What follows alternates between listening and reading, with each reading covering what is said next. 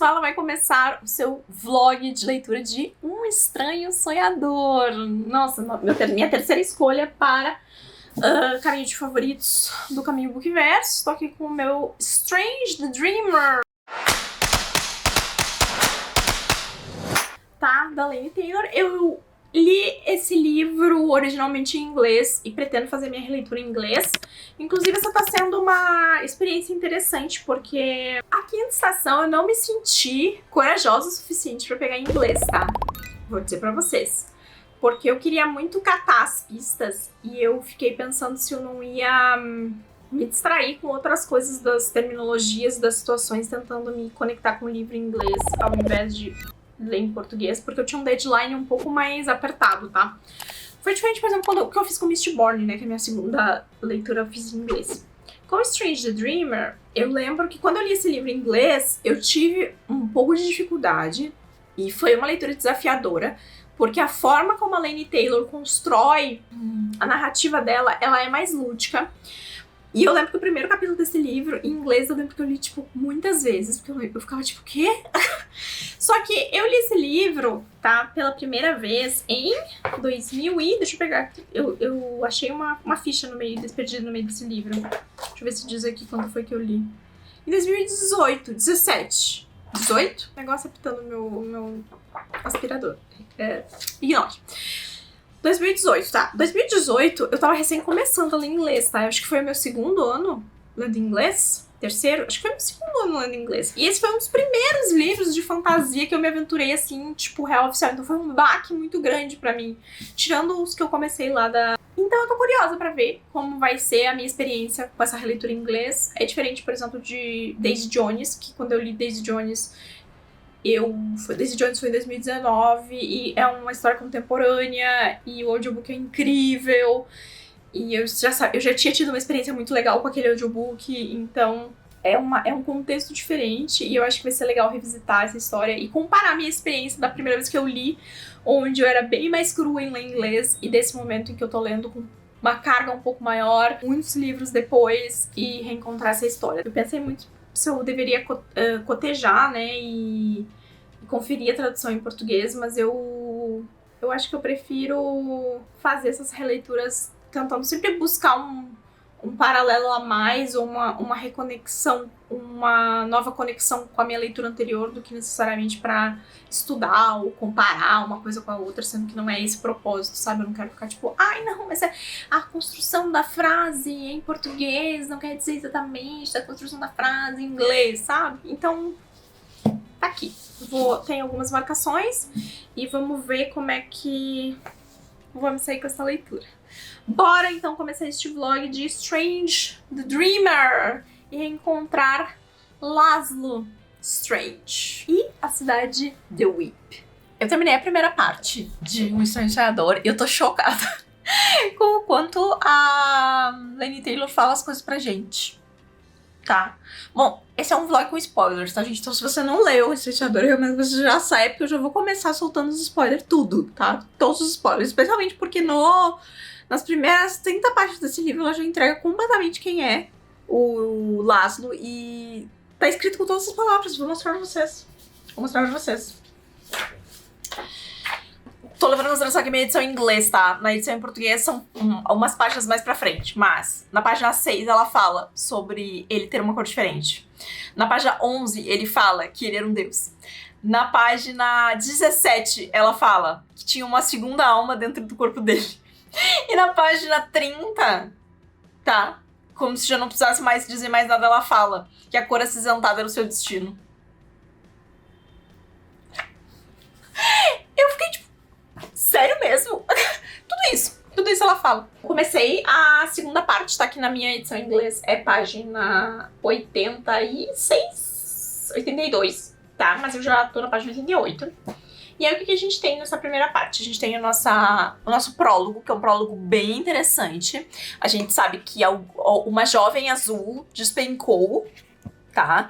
E está morta. E aí, nesse despencar dela acontecem várias coisas. Eu gosto bastante desse prólogo.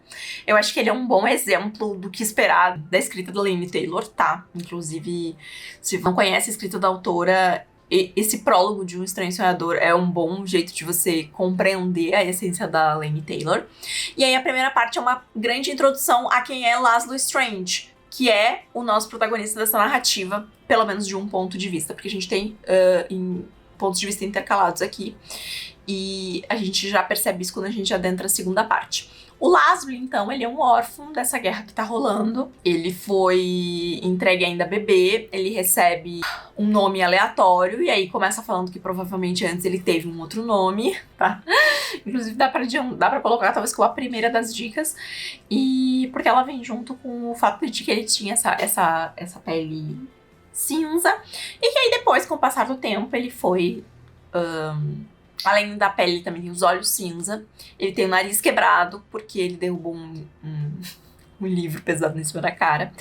E ele é um menino que sempre foi muito fascinado por histórias. Mas mais do que por histórias, ele é fascinado pela história de uma cidade.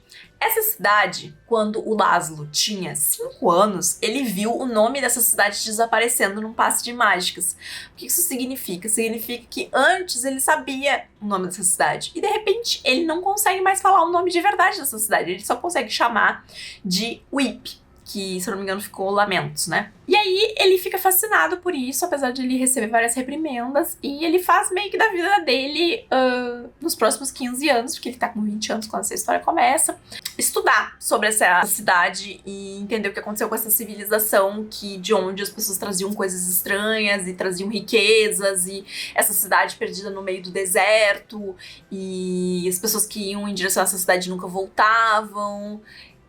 E que de vez em quando tinham caravanas, mas que a última caravana faz 200 anos. Então faz 200 anos que ninguém vem dessa cidade. E há 15 anos atrás, o nome dessa cidade desapareceu da memória de todo mundo, o que faz, inclusive, a maioria das pessoas acreditar que essa cidade é uma lenda, né? Que ela deixou efetivamente de existir.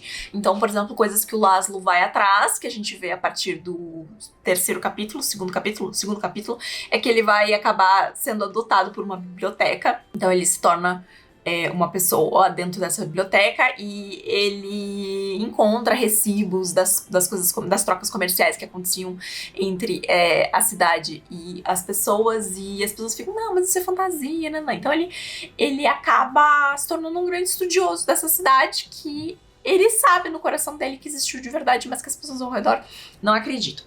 Aí a gente tem a introdução de um outro personagem aqui, que é o Tion Nero. Ele é um personagem que, a princípio, ele entra como um antagonista mas a gente sabe que a história dele não é tão simples assim, né? A gente tem logo também nos primeiros capítulos essa visão do Laszlo sobre o que realmente aconteceu com o Theon, né? Ele vem de uma família rica, ele é filho do duque, ele é um cara muito inteligente, ele vira ali um alquimista.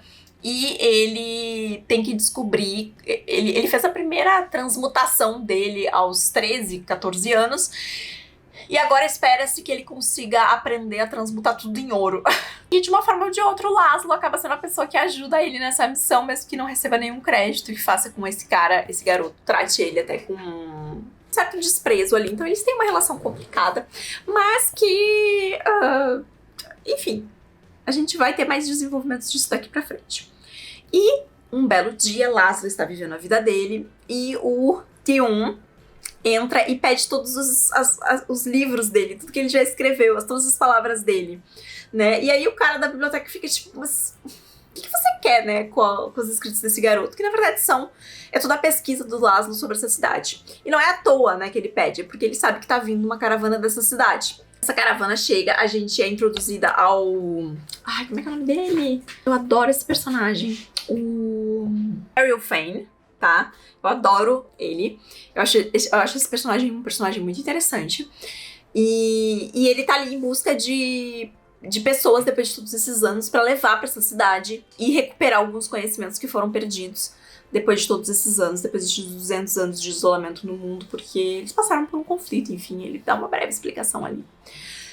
Só que o Laszlo não consegue nenhuma audiência. E é muito legal ver no momento que eles estão partindo, assim, a angústia dele de perceber que ele não vai ir nessa jornada, sabe? Que ele precisa tomar uma atitude. E aí ele acaba, então, se manifestando e tendo uma conversa com esse personagem na língua dessa cidade, desse povo.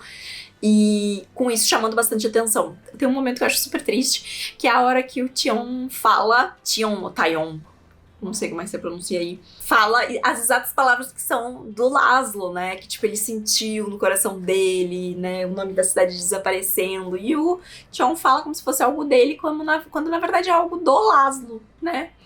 Então é bem triste, porque ele vai se colocando numa posição de ele não ser nada, de ele não ser especialista em nada, de ele não ter nenhuma habilidade que possa ser considerada aqui, quando na verdade ele tem, né? Ele é o maior estudioso sobre essa cidade. Talvez parte do que essa cidade precisa também seja lembrar um pouco mais do que um dia já foi, do que ela é lembrada por, mas ele acaba então convencendo ali. E ele acaba indo nessa jornada para ser um contador de histórias, né? Mas a gente percebe que tem mais coisas ali, que a vontade do Arylfane de levar ele não vem exatamente disso, né? Ele já sacou ali que esse garoto sabe muito, e talvez ele seja útil. E aí a gente corta então, e a gente começa a ver as coisas pelo ponto de vista de outros personagens. A gente é introduzido a 5 personagens: Sarai, Ruby, Farrell, Minya e Sparrow, tá? E a gente tem poucas informações logo no começo desse capítulo sobre eles. Eles estão vivendo ali do jeito que eles podem, eles estão abandonados, houve um momento sangrento que aparentemente as outras pessoas ao redor deles foram mortos, e eles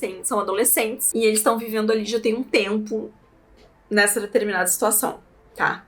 E aí tem uma brincadeira sobre beijos aqui. A Sarai, ela consegue espiar as pessoas à noite. E aí, a partir de agora, a gente começa a descobrir um pouco mais sobre esses personagens especificamente, onde eles estão e o que aconteceu. Então, assim, por enquanto, estou gostando bastante da leitura. Eu gosto bastante quando os Teasercane aparecem. Tudo tem que ver qual é o nome. Eu gosto muito do nome das coisas desse livro também. O nome do deserto eu também acho muito bonito. El-Mutalet, Teasercane, Zosma, Arylfane. Eu acho muito bonito o nome das coisas. Mas é difícil de decorar, né? Difícil de decorar. Quer participar, Alex, da discussão? Tá brigando com o Revolt. É isso, gente. Eu vou ler mais um pouco hoje ainda. Eu tava aqui editando um vídeo que eu precisava editar hoje. E eu não queria deixar passar o dia sem editar. Eu tô me preparando pra fazer o Veda, então eu preciso adiantar pelo menos mais uns 2 vídeos essa semana pra começar o Veda bem na sexta, levando em consideração que hoje já é quarta-feira. Tá?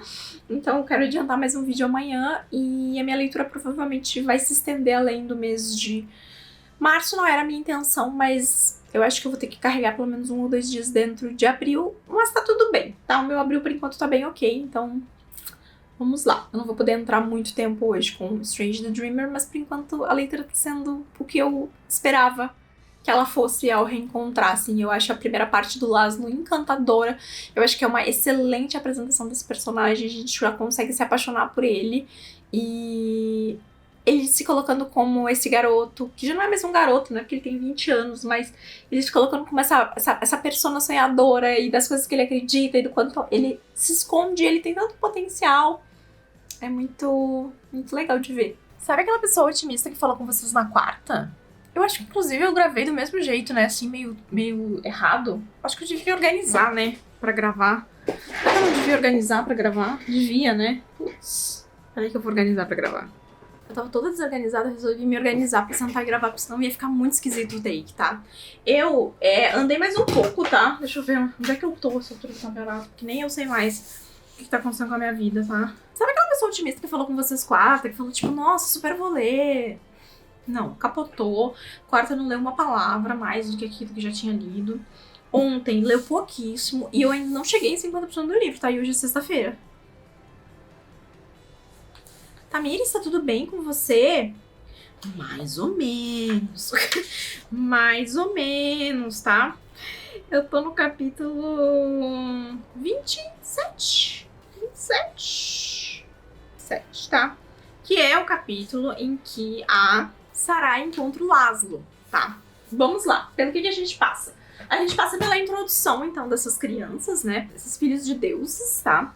Que a gente tá tentando entender ainda o que tá acontecendo aqui na história.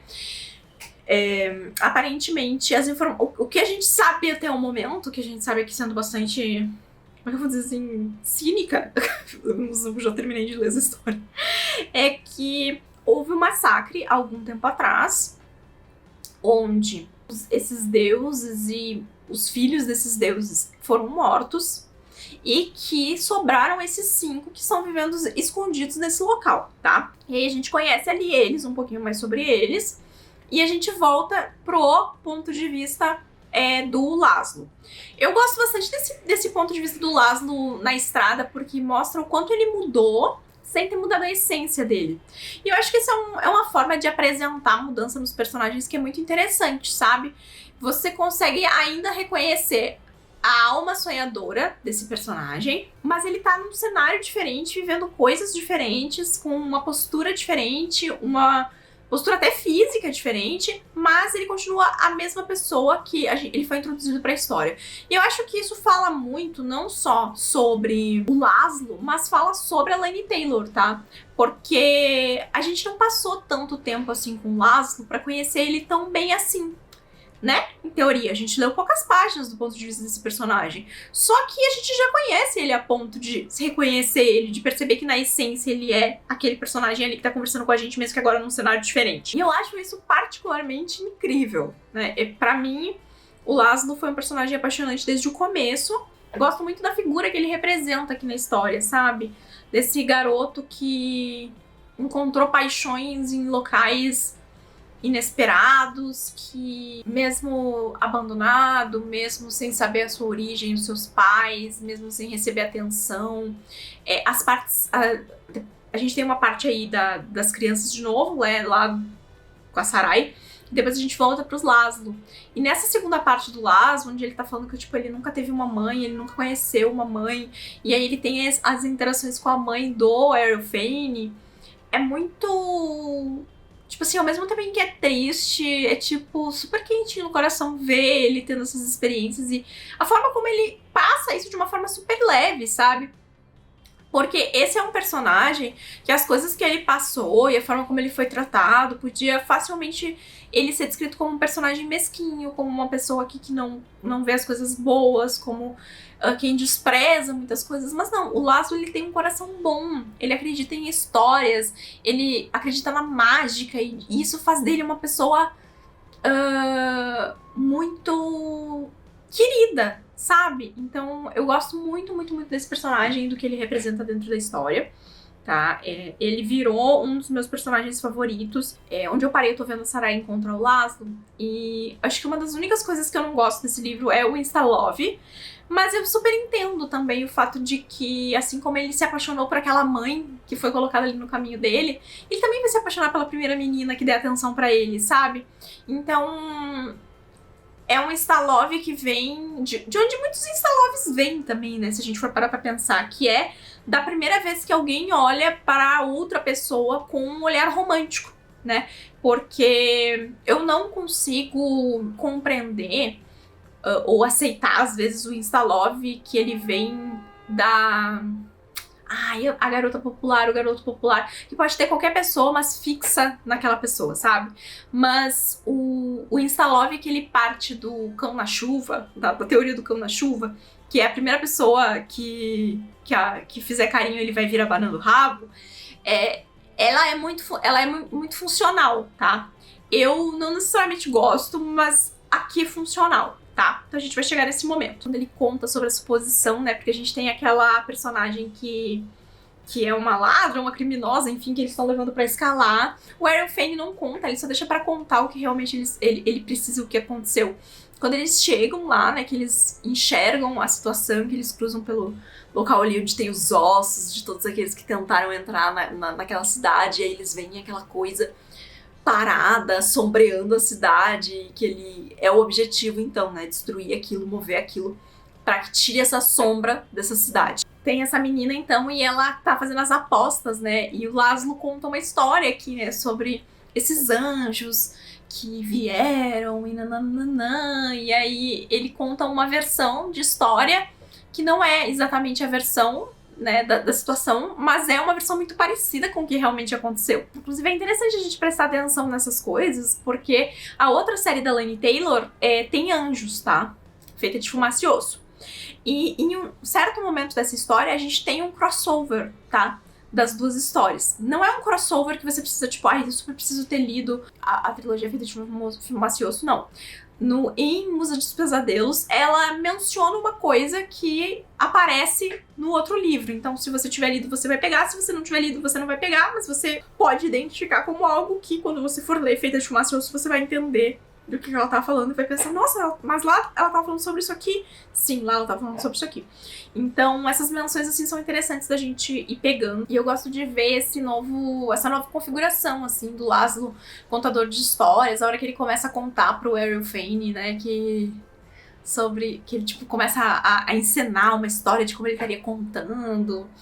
E essa relação que os dois desenvolvem, né, dele passar também a ver no Errol Fane um pai, e de ele ter amadurecido de uma forma diferente ali naquela jornada dele, sabe? Naquele deserto, atravessando, passando pelas coisas, descobrindo, vivendo uma aventura que ele tanto almejou, né? Então eu acho que esse é um personagem que ele nos proporciona um tipo de narrativa diferente. E se vocês prestarem atenção, o jeito que a Laini Taylor escreve os capítulos do Laszlo é diferente do jeito que ela escreve os capítulos da Sarai. Então é bem diferente a aura de ambos os pontos de vista desse livro, tá? Que também é uma coisa muito legal e também é um mérito de autor, né? Porque quantos livros eu já li que mudava o ponto de vista e você... Mesmo que às vezes tá escrito na página, assim, que mudou o ponto de vista, parece que você tá lendo a mesma pessoa, porque a voz narrativa ela não muda. E eu acho que em Estranho Sonhador fica muito claro quando a gente muda de voz dentro da história, tá? Aí, no capítulo do ponto de vista da Sarai, né, a gente conhece o poder dela e a gente entende, ela fala um pouco mais sobre esses 6 deuses aqui que vieram e que acabaram, de certa forma, escravizando essas pessoas, porque eles pegavam pessoas específicas, usavam essas pessoas e depois devolviam essas pessoas, retirando a memória delas, mas deixando as outras marcas, né? Então, marcas físicas e usavam essas pessoas para várias coisas, incluindo procriação, né? E a gente descobre então que o Errol Fane é o pai da Sarai. Inclusive, eu anotei pra perguntar pra galera se a primeira vez que ela fala que o pai dela foi... Porque a primeira vez que ela fala sobre o pai dela, ela fala que o pai dela foi aquele que arquitetou tudo. E eu quero saber se a galera já pegou logo de cara que era o Errol Fane, ou se ficou esperando a confirmação, que acontece logo depois, assim. É uma virada de capítulo e ela já fala o nome dele de verdade. E a gente também descobre aqui que é a Minya, né, que essa é uma personagem pra ficar muito de olho, tá? Ela que consegue controlar esses fantasmas e deixar eles presos nessa situação. Foi a Minya que acabou salvando elas e a Minya que não consegue se soltar dessa coisa de idade dela. E a gente conhece então esse dom da Sarai quando pousa nas pessoas e ela consegue acessar o sonho dessas pessoas.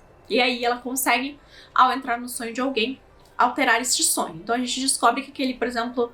A gente conecta também que, por exemplo, quando o Errol Fane fala que ele não dorme bem em Whip, isso provavelmente tem a ver com o fato da Sarai ficar invadindo os sonhos dele. Mas algo que a gente descobre com essa revelação também, e que eu acho que é interessante a gente descobrir do ponto de vista dela, é que ao entrar nos sonhos dessas pessoas, ela também consegue ver os pesadelos. E que vários desses pesadelos são as coisas que esses deuses, uma delas é a própria mãe dela, faziam com essas pessoas, né?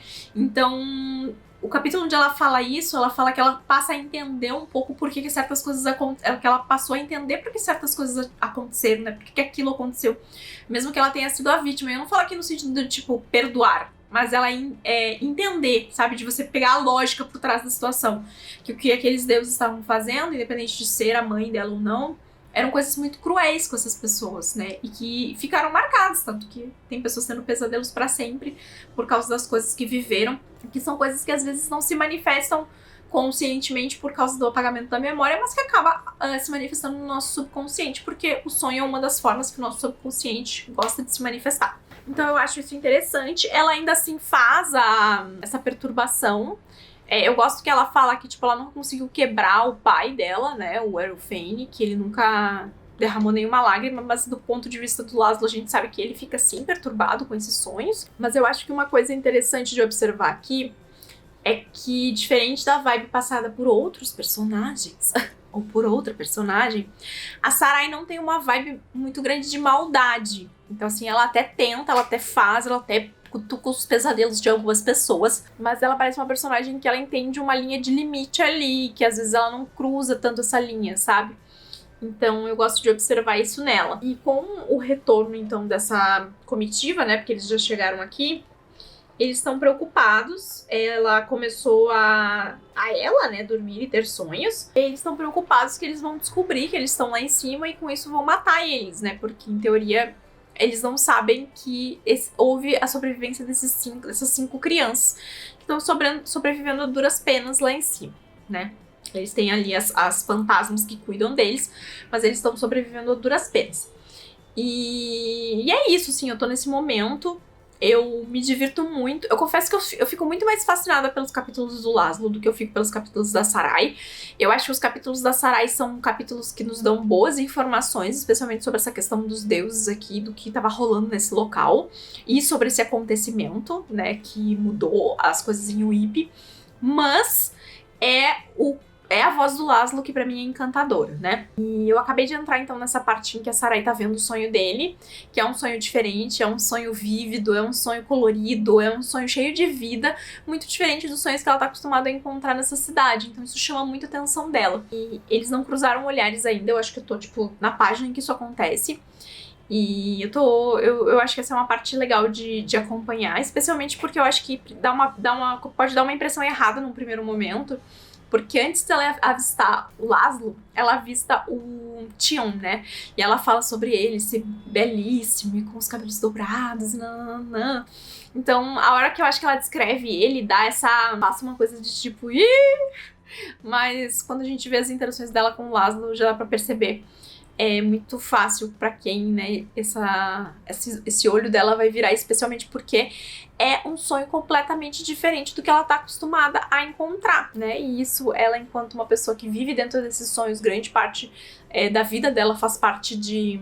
É uma das únicas coisas que ela tem na vida dela é invadir esses sonhos, né, porque ela tá presa lá em cima. Ela encontrar o sonho de alguém que parece tão leve, tão diferente, tão bonito, é uma coisa que vai chamar a atenção dela, né? Então eu tô nessa parte. Eu vou terminar esse livro amanhã, tá? Eu vou ler um pouco dele agora. Mas eu já gostaria de estar acabando. Eu vou acabar ficando quase 4 dias com esse livro, mas é porque as coisas não se encaixaram. Esse final de mês foi um pouco perturbado, mas tá tudo bem, eu tô lendo devagarinho, não tô me apressando com essa leitura porque eu quero aproveitar bem ela. Olá, pessoas! Nossa, eu tô a cara da derrota, né? Ai, pelo amor de Deus. Olha aqui, que absurdo. Tô a cara da derrota. Mas, assim, a gente vai ter que lidar com isso, tá? Porque eu não só tô a cara da derrota, eu tô derrotada. Eu saí daqui pra fazer minha unha, e aí eu me levantei pra pegar a câmera e já estraguei uma unha, então... Esse vlog é um grande... Deixa eu fazer um negócio que eu não vou fazer, tá? É isso. O que tá aparecendo ali? Ah, é um pote de geleia. Falei ontem, mas hoje eu vou ler. Não li. Tá, mas hoje eu tô dedicada. Hoje eu resolvi que era mais válido eu ler primeiro antes de eu prometer que eu ia ler, né? Normalmente tende a ter aí um efeito, né? A gente fazer e aí só depois se certificar de que vai dar tudo certo, né? É isso. Bom, espero que tenha consertado a minha unha.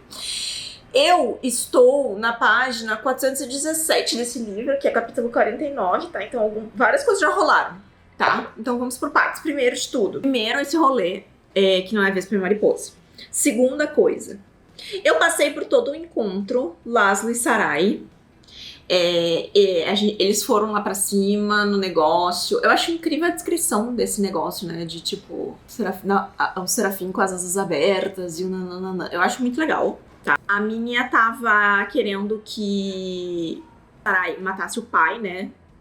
Perturbasse ele no sonho o suficiente. E aí a Sarai se negou. E aí ela tava mexendo com as doses que a Sarai tava tomando. E ela ergueu um exército de mortos aqui, de fantasmas, pra atacar quando eles chegassem, né?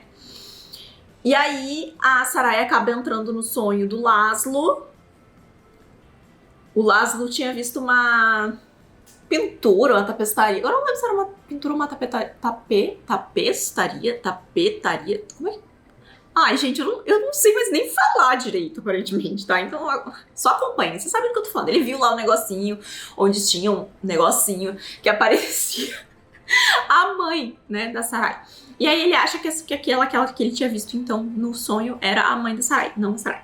Aí a Sarai acaba entrando dentro do sonho, enfim, eles têm uma conversa, só que no meio da conversa ela perde um pouco do controle do que ela tá perguntando e acaba se revelando enquanto não ser exatamente um sonho. Ok, mas ele acorda, no outro dia ele acaba sendo convidado pelo Ariel Fane pra ir junto, mas ele tá temendo muito o que vai acontecer, porque ele se lembra do aviso do sonho, né? E aí ele sobe lá, e quando ele sobe lá tá todo mundo escondido, a menina tá pronta pra atacar, resolve alertar todo mundo, e aí o Ariel Fane vê ela, percebe quem ela é, né, porque ela é filha dele.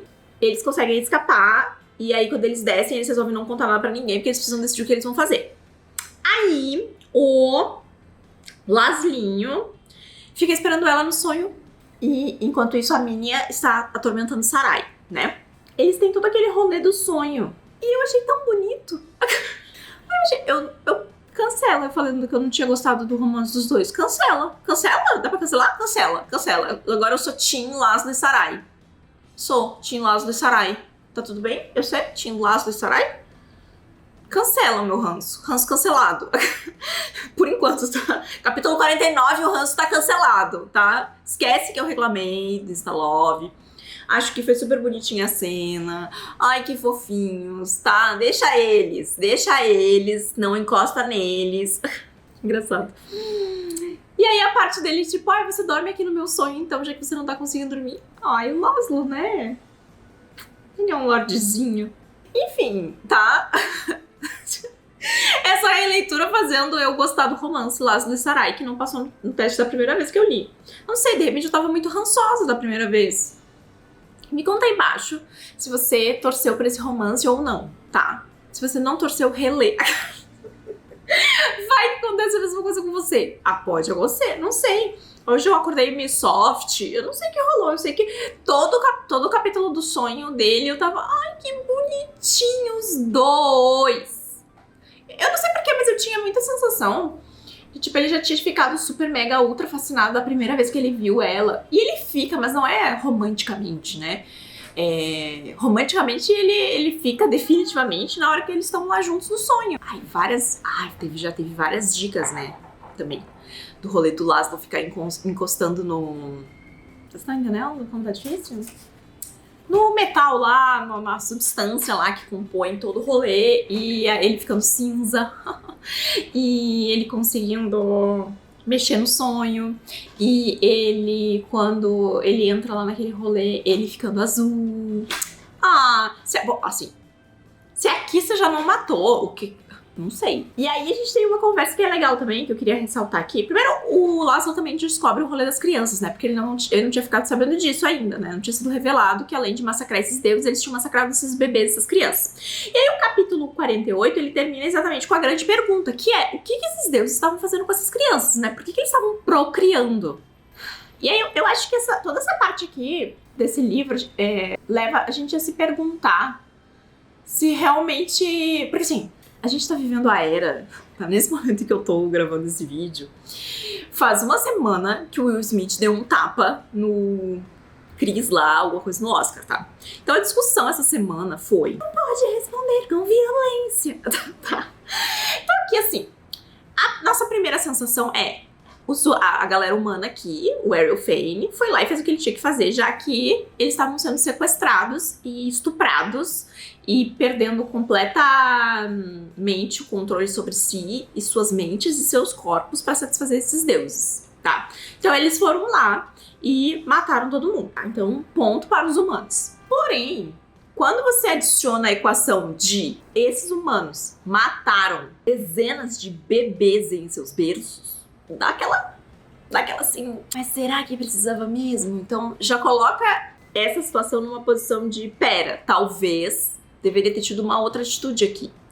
Mas a condição de por que eles fazem isso, né, que é, tipo, olha, não tem como a gente saber que essas crianças não iriam desenvolver poderes que iriam nos escravizar novamente, né? Aí eles até falam assim, mas se eles fossem criados com amor, tarará, tarará. Eu não sei se uma criança criada com amor ela sabendo que as pessoas ao redor dela foram responsáveis por matar um dos seus pais, esse amor é suficiente, tá? Porque a natureza humana, galera, ela é difícil, perversa. Precisa muito pra você transformar um ser humano num monstro, tá? Não precisa muito.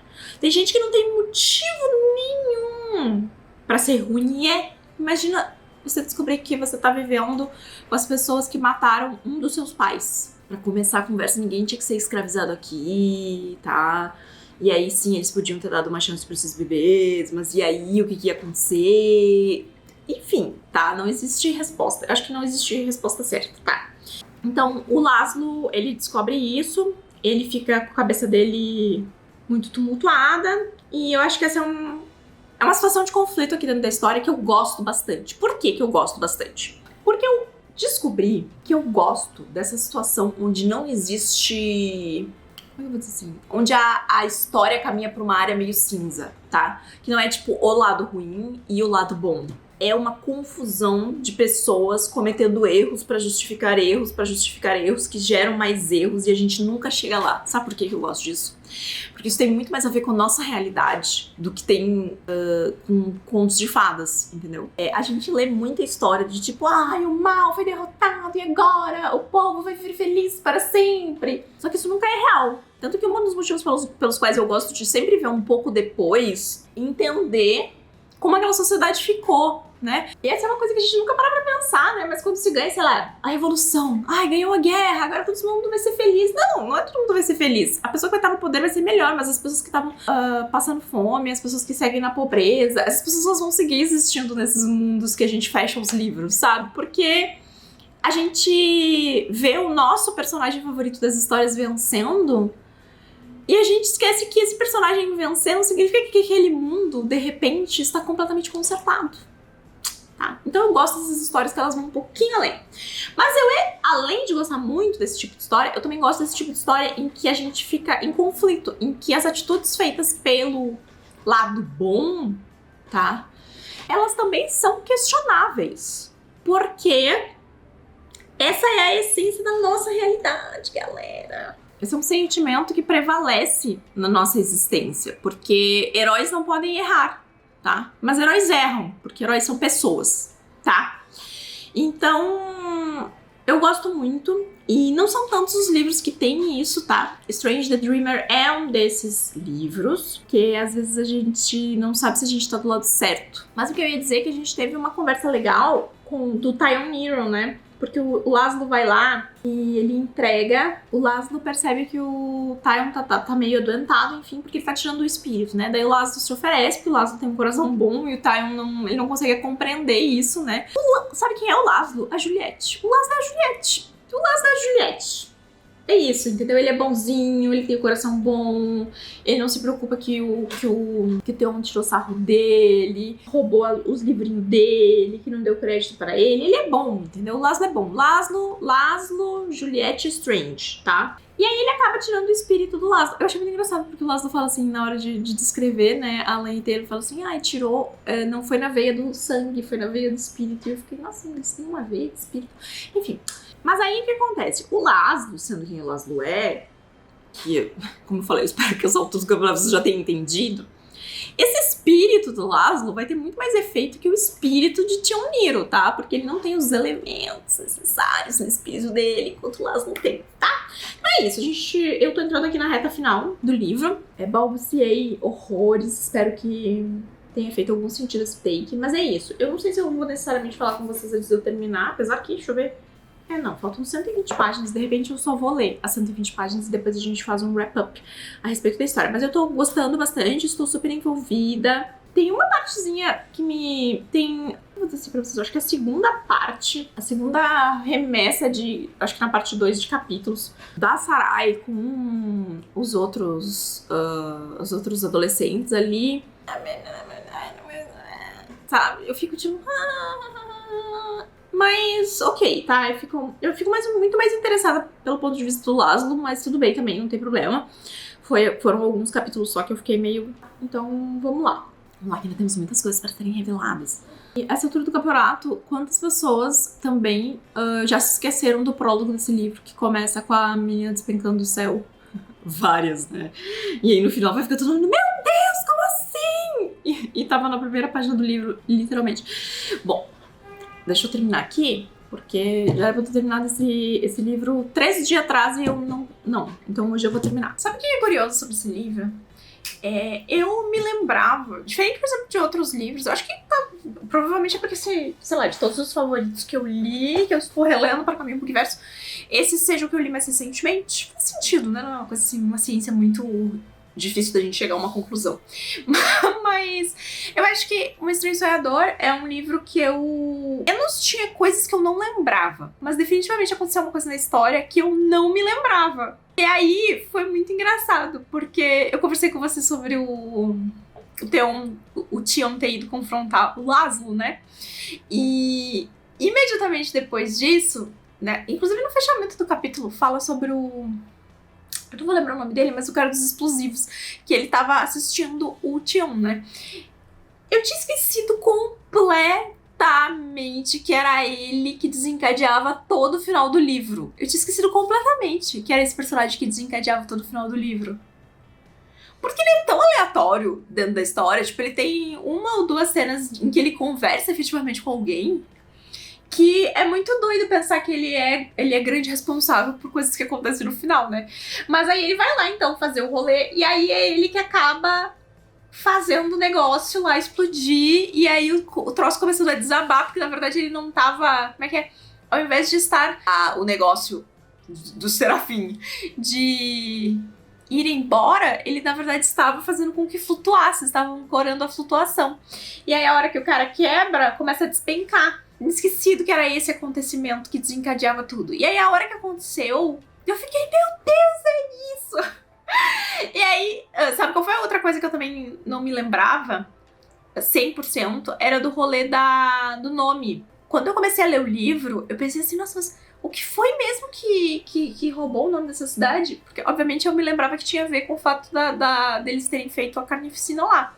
Mas o que mesmo durante a carnificina que rolou isso? E aí, quando a Sarai menciona pela primeira vez, né, a Godness of Oblivion, né, que tinha o poder de fazer as pessoas esquecerem, é que aí acendeu na minha mente, né, o que tinha rolado, e depois, mais pra frente na história, eles confirmam, né, falando que ela... Como se ela tivesse comido o nome da cidade e feito todo mundo esquecer. Muitos dias depois pra concluir esse vlog, porque eu perdi steak, tá? Se você assistiu o vlog de órbita de inverno, você já sabe disso, porque eu contei lá, eu tava muito braba, porque eu tinha... mas eu tô menos braba nesse vídeo, porque esse vlog tá bem mais robusto, assim, né? Eu comentei sobre praticamente todas as coisas do livro, só não comento sobre o ato final, que é o fato que a Sarai acaba despencando, né? E ela morre, que é o que acontece no prólogo, né? Que passei esse vlog inteiro anunciando o prólogo. E aí o Laszlo sobe, né, lá em cima pra pedir ajuda da Minnie, e aí a Minnie acaba fazendo, né, o espírito, então, da Sarai de refém. E aí é assim que o livro acaba, né? Com a Minnie confrontando o Laszlo e dizendo, bom, agora você vai fazer o que eu quero, porque senão eu vou fazer o espírito dela desaparecer. Foi uma releitura muito legal, eu fiquei muito feliz. Eu acho que os poucos ranços, assim, que eu tinha da primeira leitura, que era a questão do romance, pra mim passou super de boa. As discussões do Caminho pro Universo também foram super legais. Tinha, tipo, sei lá, 2 pessoas que não tinham gostado do livro só. Oi, Tamara, tudo bem? Coitada da Tamara. Tamara é uma apoiadora lá do Catarse, que a gente discutiu o Estranho Sonhador. Sabe por que eu fico irritada? Porque, olha só, gente, eu leio o livro com vocês. Eu leio o livro com antecedência. Eu já li esse livro antes, tá? Aí eu leio o livro com você. E aí eu já falei, eu já li esse livro, eu já gravei uma resenha sobre ele, eu já falei sobre ele provavelmente num vídeo de leituras e blá blá blá e vários outros tantos. Aí eu falei sobre esse... Aí eu reli esse livro, tá? Reli esse livro, tarará, tarará, e passei muito tempo vindo aqui fazendo esses troços pra vocês, essas entradas pra vocês.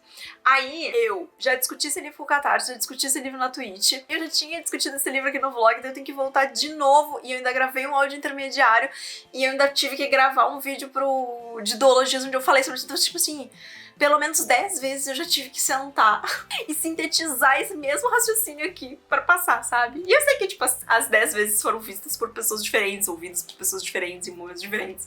Mas às vezes eu fico tipo, meu Deus do céu, eu não aguento mais parar, falar falar sobre esse assunto, nananã. E é engraçado, porque esses dias alguém me marcou numa postagem que era sobre Fúria Vermelha. Não, era sobre Founderside, eu acho. Alguém tava falando sobre Founderside. E aí a menina falou assim, a gente precisava de mais... Ah, não, era sobre Fúria Vermelha. A gente precisava de mais hype de Fúria Vermelha. E aí o menino me marcou na publicação e falou assim, não, é a Tami... Na verdade, eu acho que ele não me marcou. Acho que ele falou meu nome e alguém me mandou o tweet. Eu já não me lembro mais, já faz um tempo. Aí falou assim, eu lembro que a Tami falou bastante, né? Daí a pessoa falou assim, mas eu não acho que ela falou tanto, porque eu recentemente vi ela, tipo, falando sobre Founderside, e Founderside eu vi ela falando muito mais do que Fúria Vermelha. E aí eu fiquei pensando sobre isso, que sim, recentemente eu falei muito mais sobre Founderside do que falei sobre Fúria Vermelha, porque o livro recente é Founderside, não é Fúria Vermelha. Então assim, a gente tem fases. Eu tento não ser uma produtora de conteúdo muito repetitiva, no sentido de, tipo, ficar sempre martelando os mesmos livros, mas talvez eu devesse ser. Mas é que eu fico muito cansada, gente. Eu fico muito cansada de ficar sempre repetindo as mesmas coisas. Você não sabe o quanto me perturba. Oi, Lex! Tanto que eu fico falando as coisas no vlog e quando eu vou repetir no vídeo de lidos do mês pro Catarse, eu já tô tipo, gente, mas eu já falei de tudo isso. Porque eu tenho que falar do livro na live, porque as pessoas me perguntam o que eu tô achando, daí eu falo no vlog. E aí quando eu já vou falar pra terceira vez, eu já tô cansada. Imagina agora que eu já tô sintetizando isso pela 10ª vez. Mas tá tudo bem, não tem problema. A gente vai sintetizar pela próxima vez, até porque essa aqui é uma síntese da minha experiência de releitura, que foi ótima, não tem nada que reclamar. O fluxo do livro foi tranquilo. Eu demorei mais pra ler porque foi uma questão de agenda. Eu tava no meio tumultuado ali da troca do mês, tava acontecendo várias coisas. Eu tava muito preocupada com o Veda. Veda que, pra ver esse vlog, ele tava começando e agora já faz um mês que acabou, sabe? Então eu tava muito preocupada, porque eu normalmente entro pro Veda mais preparada, e esse ano eu não tava preparada, mas eu quis fazer do mesmo jeito. Enfim, acabou dando tudo certo, no final foi show. Inclusive esse mês de maio saiu bem poucos vídeos aqui no canal por causa disso, assim, que eu tava precisando dar uma respirada, tá? Eu espero que em junho as coisas normalizem, até porque eu preciso gravar várias coisas pra deixar pronto pro período da Bienal e tal, então vai vir aí alguns conteúdos. Mas assim, foi bem estressante e isso refletiu no tempo em que eu tava dedicando pra leitura, mas não na qualidade, né? Eu não tinha apreensão nenhuma quanto ao Estranho Sonhador, eu sabia que eu ia gostar e, enfim, eu não me decepcionei em nenhum momento. Teve várias pequenas coisinhas, assim, que já tinham apagado na minha memória, que eu fiquei, ai, que legal, ai, que não sei o que, ai, que não sei o que lá. Ou eu ficava tipo, nossa, mas eu achei que a gente via mais esse personagem, eu achei que a gente via mais esse outro. Assim, eu me lembro muito mais de Estranho... Isso é estranho. Porque eu me lembro muito mais de Um Estranho Sonhador do que eu me lembro de Musa dos Pesadelos. E, obviamente, eu li Musa dos Pesadelos depois que eu li O Estranho Sonhador. Então, assim, agora quando eu for ler Musa dos Pesadelos pra continuação, né, pra a discussão de background do Caminho Multiverso, eu acho que eu vou me surpreender mais com essa leitura. Porque eu lembro que eu tava... Musa dos Pesadelos foi aquele livro que eu engoli porque eu queria saber o final. E ainda teve um pedaço dele que, se eu não me engano, eu li numa maratona de 24 horas. O que piora o engolir, entendeu? Então eu tô bem curiosa, porque eu lembro de vários acontecimentos, eu lembro do final, mas várias coisas do meio, assim, eu tipo, não, fugiu da minha cabeça total. Então acho que vai ser legal, mas eu acho que eu só vou ler Musa dos Pesadelos depois da Bienal. Acho que eu vou ler na semana pré-discussão, porque tem uma Bienal no meio dessa ramificação e tal. Eu já li dessa próxima ramificação, então eu já li o favorito. Eu já li o lançamento, mas eu vou reler o lançamento, e aí eu vou reler o lançamento antes da Bienal, porque eu preciso gravar um áudio intermediário antes da Bienal. Mas eu acho que a Musa dos Pesadelos eu só vou ler depois, na semana que eu voltar da Bienal. Vai ser, tipo, provavelmente o único livro que eu vou ler naquela semana, porque eu vou estar ressacada. Acho que eu peguei as melhores nuances dos personagens, porque a gente tem dois personagens complicados nesse livro, que é a Minha e o Tion. Eles são dois personagens que... a gente tende a olhar pra eles com bastante rancor num primeiro momento, mas eles, na verdade, têm vários motivos pra eles serem do jeito que eles são.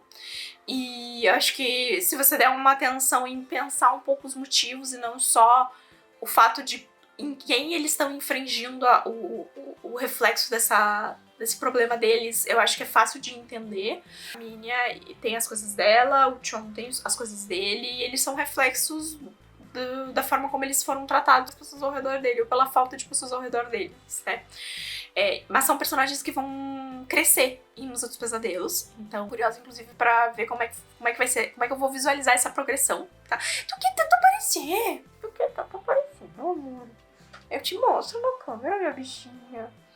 Ai, que só tô pedindo um carinho, minha mãe não tá me dando. Dormindo, ela tá charupiando. Nada novo no horizonte.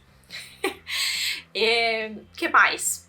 Eu acho que agora a gente tem, pra Museu dos Pesadelos, a gente também tem um shift um pouco na postura dos personagens, a gente vai entrar em outras discussões, a gente ainda tem mais coisas pra descobrir a respeito dessa história, a respeito desses mitos, desses personagens, do que tá acontecendo aqui. A gente teve respostas de algumas coisas, mas ainda há muitas perguntas na história e a autora ainda vai dar uma ampliada em algumas coisas aqui, tá? Então, ainda tem várias coisas aqui pra gente conversar e bater, e eu acho que essa eu falei, né, no vídeo de duologias, que essa é uma história que ela funciona muito bem como uma duologia.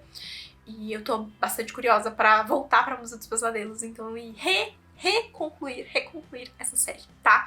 É isso, espero que vocês tenham gostado do vlog. Eu queria dizer pra vocês que vocês aproveitem esse vlog coerente, porque o do próximo de favoritos tá... Nossa!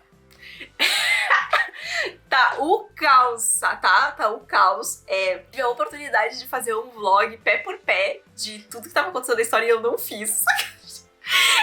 Caguei total o vlog, tá? Do próximo favorito do Caminho Bookverse. Então, assim, ó, não esperem nenhuma coerência, nenhuma explicação, nenhuma nada.